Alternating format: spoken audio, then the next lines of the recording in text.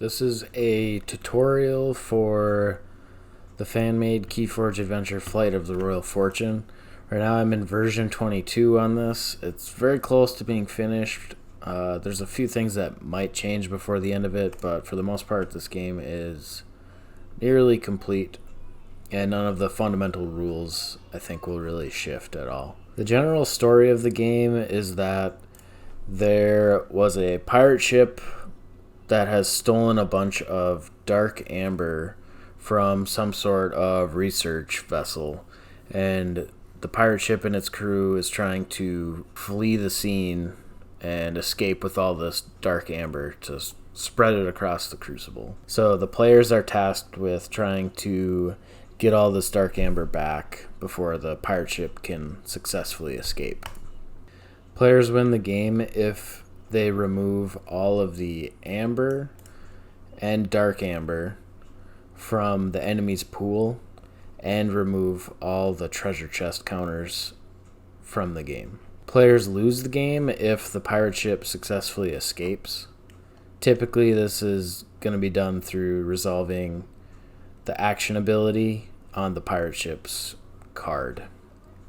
So in this adventure there are a lot of similarities to the other adventures. Prey keyword, the archives, the turn order, the general changes from a standard game of Keyforge to a solo game. A lot of those remain the same.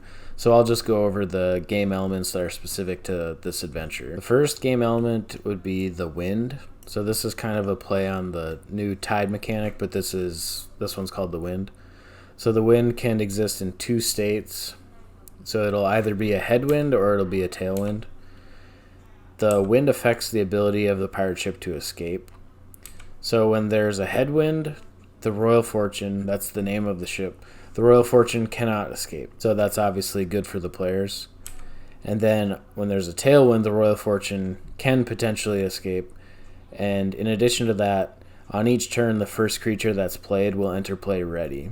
There are ways throughout the game for the wind to change from one side to the other, but players always have access to this Omni ability. They can spend 2 amber to change the wind. So the main enemy in this game is the Royal Fortune. It's the ship itself. The ship is considered a creature, and it's represented by an oversized card. It exists on the battle line along with all of its other creatures. So it can be protected by creatures with taunt, is affected by any effects that deal with creatures that are in play. However, the Royal Fortune can never leave the battle line for any reason, so you cannot purge it, you can't bounce it back to the hand or the archives, you can't destroy it. But any game effects that would target creatures can be used to target the Royal Fortune as well. So if you had a twin bolt emission, you could hit the Royal Fortune. And any time that it would take damage, you instead remove 1 amber from its amber pool. And the amount of damage doesn't affect that at all. So whether you did 100 damage or 1 damage, both of them would remove 1 amber from the Royal Fortune's pool. So on its turn, when you use the Royal Fortune's battle line, you use all of its creatures and including the Royal Fortune. So when the Royal Fortune is used, it always performs its action ability as long as it's not stunned or exhausted. And its action says, if there's a headwind, change the wind. Otherwise, if there are more enemy pirate creatures than creatures controlled by players on your team, the Royal Fortune escapes. So what this means is that if there's a headwind, it won't do anything except flip the wind card to a tailwind. But if there's a tailwind, it's going to try to escape, and basically the players would lose the game if it does. So what you would do is compare the amount of pirate creatures that the Royal Fortune has. So if the board looked like this and the Royal Fortune was used, you'd notice that you check the traits on the creatures and it has 1, 2, 3 pirates. And if my team only had 2 creatures in play, the Royal Fortune would successfully escape and we would lose the game. However, players can always destroy a forged key instead. If our team had a forged key, we could destroy it in order to prevent the Royal Fortune from escaping. So that's what the Royal Fortune's action ability does. Again, the Royal Fortune can't ever fight. and it cannot reap. It doesn't do damage when it fights because it doesn't have any power. If an Amber token was ever to be placed on the Royal Fortune, you would instead just add it to the Royal Fortune's Amber pool.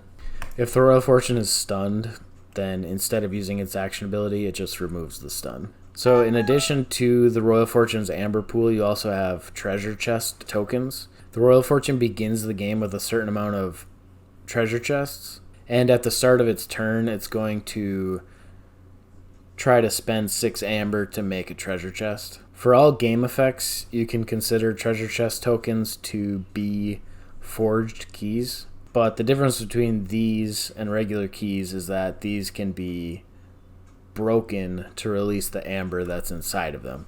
Now, like I said, when you do damage to the Royal Fortune, it causes it to lose 1 amber, but if there is no amber in the Royal Fortune's pool, you instead break a treasure chest. And there are some card effects in the adventure deck that also cause a treasure chest to break open, but whenever you break a treasure chest, you remove a treasure chest counter from play, and then you add 6 dark amber to the Royal Fortune's amber pool.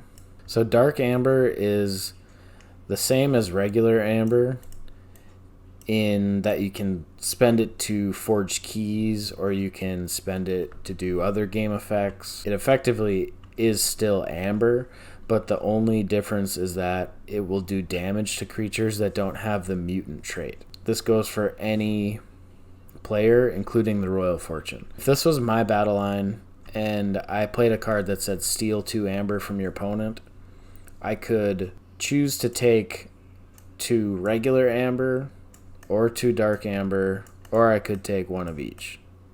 You can always choose when you have the option. So if I chose to take 2 dark amber, it would go to my amber pool, and then because it's dark amber, it's going to damage my creatures if they don't have the mutant trait. So if I stole 2 dark amber, it's going to do 2 damage to each of my creatures that doesn't have the mutant trait. So Umbra Knight is a mutant, it wouldn't take any damage. Vemos Lightbringer would take 2 damage, Snudge would take 2 damage, and then it wouldn't damage Oddclawed. So that's if it enters your pool. If a creature captures it, so both of these creatures have a capture pip.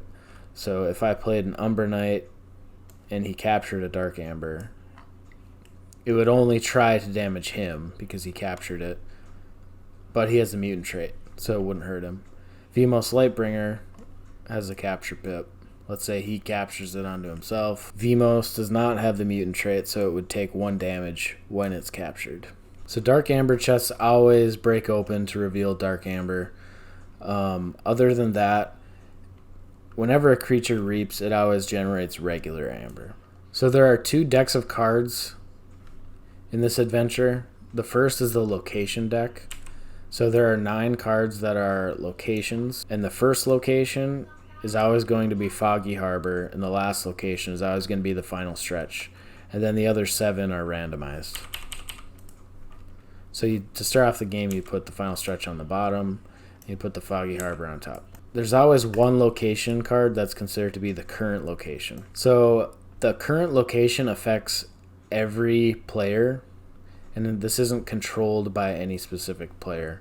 This is just a constant effect that applies to everything, and these cards can't be targeted by any effects. When you're reading a location card, if it ever says you or references your something, then that refers to the active player only. It wouldn't affect the Royal Fortune's turn. Once the last location is revealed, it can no longer change, and this last location makes it easier for players to lose the game. So the primary way that these locations change is by revealing a wind bonus icon from the adventure deck. So the adventure deck contains 36 cards, and on some of these cards there's a wind bonus icon, and that's going to do a few things, and one of the things it does is change the current location in the game. So a wind bonus icon looks like this, and whenever you play a card that has a wind bonus icon, you do 3 things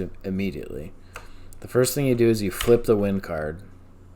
The second thing you do is you exhaust the Royal Fortune, and then the last thing you do is you change the current location. After you do that, then you resolve the rest of the card. Win bonus icons only appear on action cards in this adventure, but there are cards of all types in the adventure deck. There are artifacts, creatures, actions, and upgrade cards. So upgrade cards are typically attached to the Royal Fortune unless it's explicitly stated that they go somewhere else. Creatures always enter play to the left of the Royal Fortune. And then when the Royal Fortune's battle line is used, you use the creatures from left to right.